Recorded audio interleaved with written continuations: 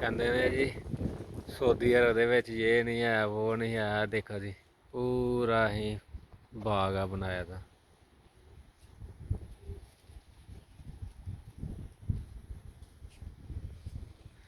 ਫੁੱਲ ਲਾਏ ਦੇ ਆ ਮਕਈ ਆ ਲਾਈ ਦੀ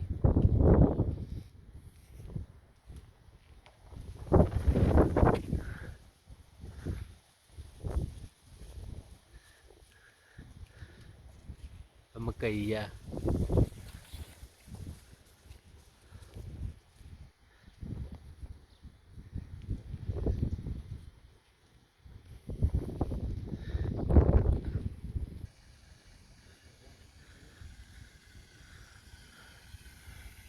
बहुत ही प्यारा मौसम है।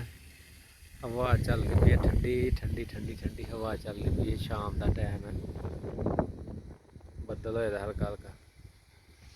यह साड़ा कैंप है रूम ने साढ़े पार्किंग है बाहर बैठने वास्ते।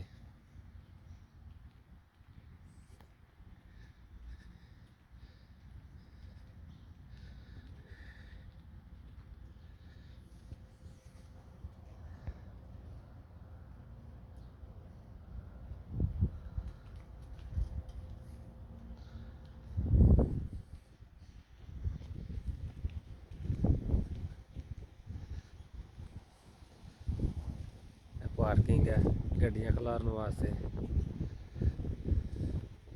यह रूम ने साढ़े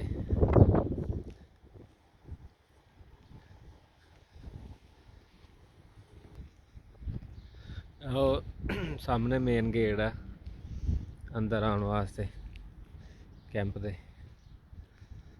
बहुत ही प्यारा रोड है बनाया था खूबसूरत। यह कमरे ने साढ़े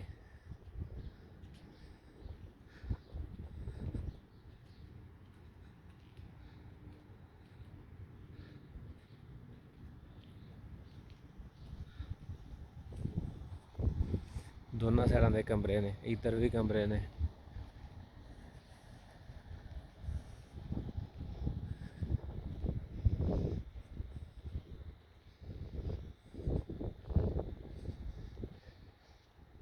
इधर भी कमरे ने। लेबर नूं लैके जाने वाली बस है एक इधर खड़ी है एक इधर खड़ी है।